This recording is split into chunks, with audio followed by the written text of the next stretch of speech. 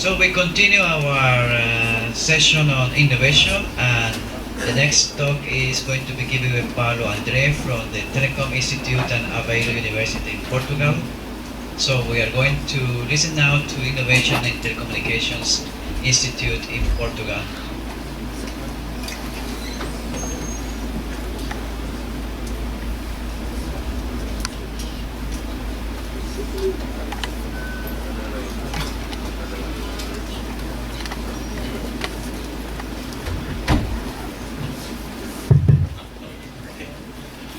Good morning. First of all, thank you for the invitation.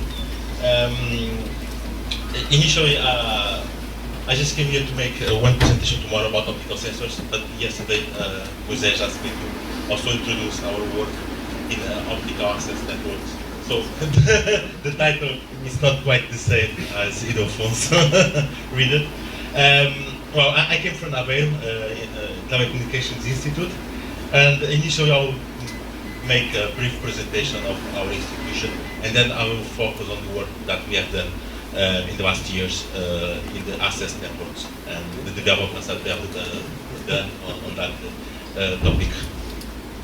Okay, so like I said, I came from Telecommunications Institute. Telecommunications Institute, it's a national institute. We have several associates like the Technical University of Lisbon, Aveiro, the University of Coimbra, and then we have Portugal Telecom Inovação, Nokia Siemens, University of Oporto, and University of Aveiro.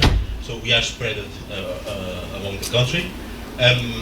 Myself, I'm working on the University of Aveiro, and well, our mission is to provide and create and disseminate scientific knowledge and forecast advanced training in the field of telecommunications. And our legal status, we are a private association, not for profit, that give us some tax advantage. And we are a public good, a public body, and we also are associated web. That means that we receive an extra money from the government to produce some research and innovation. Okay, so where is Aveiro? Okay, I think we have here some animation, but it's not working. So if we focus on Portugal, Aveiro, it's a middle-sized city between Lisbon and Oporto, the biggest cities in Portugal. And on the university campus, we have our web. And in terms of research, we are divided in 4 research areas. So networks and multimedia, wireless communications, optical communications, where I work, and enabling technology and basic sciences. Well, in the last years, like I said, we have been financed by the European Union through European projects, by the Portuguese government through national research and investigation projects, but also from private companies. And mainly the private companies that are investing in our institute are Portugal Telecom and Nokia Siemens, but we also have other companies that are doing research and provide us also some funding. I will say that about 1/3 of our budget comes from private companies. Well, about what is our motivation, of course, we know that the optical communications field is being developed since the 1960s with the work of Charles Call. Nowadays we can say that, well, it's difficult to say if the fiber optics revolution is natural consequence of the internet growth or the other way around, that is the internet growth is the natural consequence of the optical fiber revolution. And in fact, if we look to the global traffic map that I have shown here from 2010, we see that in fact we have a huge increase and a huge number of connections connecting all the places in the world. And like I said before, these optical communication systems in present form that we know actually are based on the work of Charles Gauss in 1960.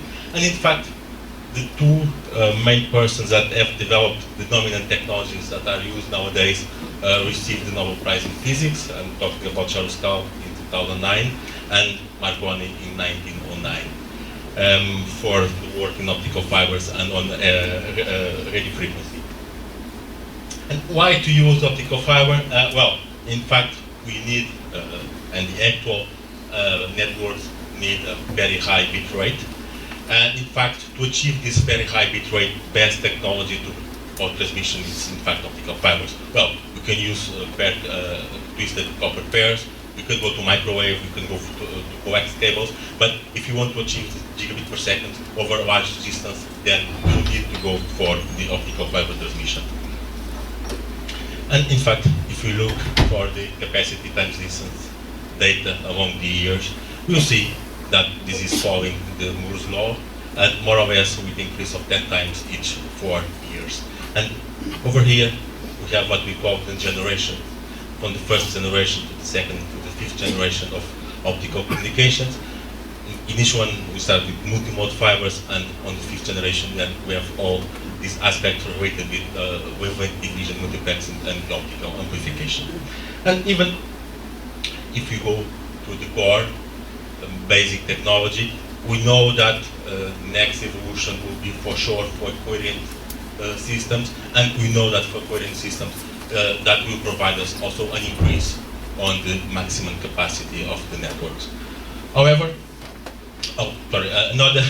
another reason for what we should go for the optics is of course the questions related with electrical power consumption, and we know that if we change the electrical core switch by optical switch, we have an increase on efficiency of the networks, and even if you go to the wavelength division multiplexing, we can also increase the efficiency of the networks. So that brings us to the new term that we call link photonics, that is, use the optics and photonics to decrease the power consumption of the general networks.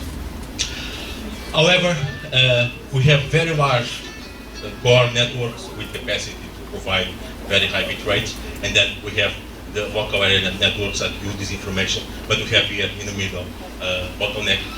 That is usually what happens with the access networks. So in order to reduce this bottleneck, of course, we have to introduce on these access networks the optical technology. Usually the core technology, like I said, we use it with optical fibers. On the local area networks, we use it with usually copper cables, and these things in the middle usually are networks based on copper, but it's trying to convert this technology to optical technology. And this brings us to the term of passive optical networks. And the idea is to have the connection between the users and the central office using an optical fiber. Over here we can have different configurations, of course, and different terms, but usually this is the typical structure for a passive optical network.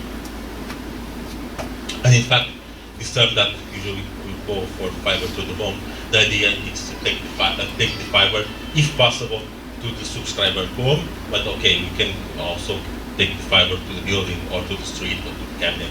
It depends on the solution that the subscriber or the service provider intend that will be the best one. Okay, in terms of fiber to the home penetration, these are data from 2011, and you see the main countries in terms of connected houses and in terms of household penetration, and you see, okay, leading these technologies and this implementation are Japan, and then the remaining countries, China, US, South Korea, Taiwan, France, and so on. And for the case of France and of Taiwan, we have a very high penetration rate. And if now you look for the connected fiber to the home networks, we see well, in fact, major players are here in Asia, and then United States and South America, of course, and then reading we have the European countries. And now, if you look specifically to the European countries, and if you look to the countries with more than 1 million fiber to the home houses passed, this is 2010 data, we see that here Portugal is in 5th position. And in fact, Portugal Telecom have deployed more than 1 million houses with fibers. And also Portugal Telecom have produced a lot of new equipment to be used in these networks on these infrastructures. And these products are mainly based on the GPON technology. So in fact, the concept of passive optical network starts in 1980, and well, it suffers different evolutions and different kinds of implementation. Basically, it's based on these three protocols: BPON, EPON, or GPON. Usually, in Portugal now we are deploying GPON, but the idea of these technologies are to share the same fiber using time domain multiplexing. Well, to increase furthermore the capacity of the network, the idea is to try to pass wavelength division multiplexing.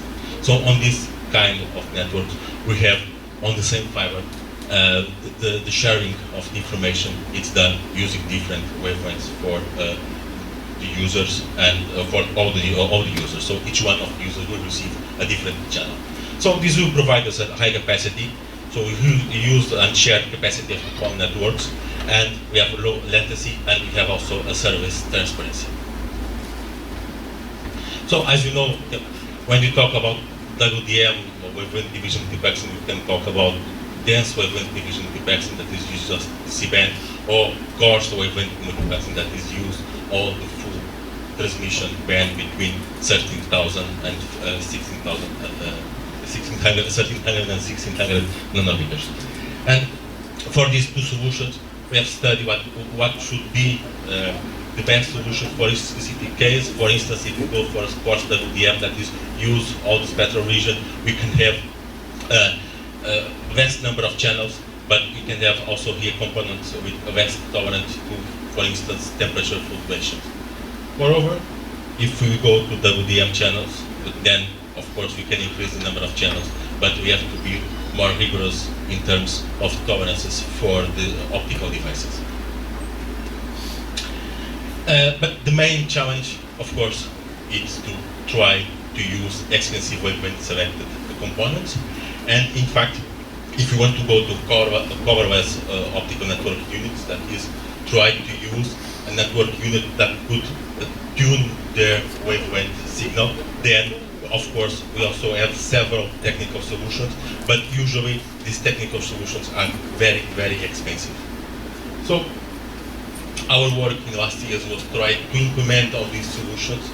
I don't have here, I didn't prepare this slide with the technical description, but maybe if you want, we can later discuss this solution and try to see what will be and what are the best solutions. And in fact, in order to have a tunable wavelength sources for the optical network unit or for the optical line terminal, we could choose a lot of technical solutions. For instance, using specific lasers, but that will not give us a tunable functionality. We could go to tunable lasers, but that in fact is very, very expensive. It depends on the way that we use to tune the lasers. Or we can go to sliced broadband sources or to reflective options, for instance, using the reflective semiconductor optical amplifiers. Well, we have focused on these two solutions, this one and this one, and on the framework of a European project that was called Sardana project, the Sardana project already finished last year. In that project, the idea was to implement a demonstration network using these technologies, and in fact we worked on the optical network unit. As you can see, we used a reflective semiconductor optical amplifier in order to receive the data and then to modulate the data back to the central office. Of course, also have here some photodetectors to receive the information, and this was an approach that was implemented and tested on this network demo. In terms of European national projects, like I said, we were involved in several projects, one with Portugal Telecom, the other with Telebes, and other smaller projects with other partners, industrial partners. And the idea was try to implement new solutions for new generation PONs version 2. And the idea is to use WDM, like I said, but in this case for using low-cost tunable transmitters and receivers, and try also to use highly efficient modulation formats, so it will increase the bit rate of the system, and to use high aggregate rate flexibles and long distance technologies. This finalizes with the demo network that we have implemented in Aveiro. with, in conjugation with Portugal Telecom, and like once again, the idea was to use the WDM. So we have here the remote node, and this WDM could receive signal from the optical line terminal, also the WDM, direct signal, an optical signal directly from, for instance, for CATV, that is analog modulation. And we also have developed some solutions for the extender box. So the idea is to try to extend the distance between the receivers and between the remote node. In this case, we used some semiconductor optical amplifiers to produce this extender box. Once again, the signal here is bidirectional, so we have downstream and also upstream information, and also in downstream and upstream information, it occurs at different wavelengths. So in this case, what typically it's a distance or maximum distance of 20 to 40 kilometers, we could extend this distance to 60 kilometers, and we also have produced this optical line terminal.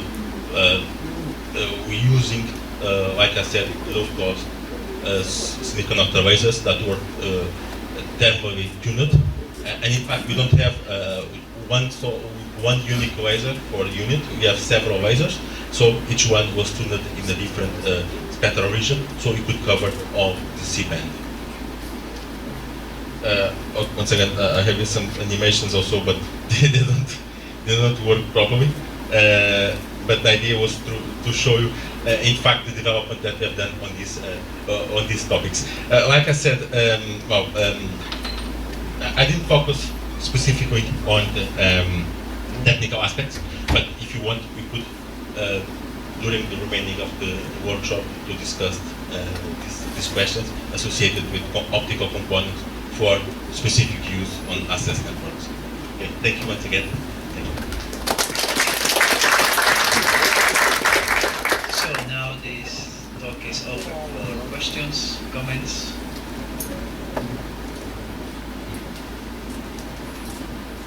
I would like to start by one regarding the perspective on your work and the backhauling for wireless signals. Okay, we have also some work on the radio over fiber, and in fact in collaboration with the radio frequency, as you said, as you show, I show here, we have optical communications and a radio frequency group, and in fact this is an area where we have this position of the activities. And we also are doing some work, not myself, but some persons of my group are doing some work trying to use this connection wireless with optical fiber. Maybe I could provide you some perspectives and some information about the work that we have done in the past regarding this question. Okay. So, are there any questions in the audience? So, not being the case, let's thank Paulo André for this presentation.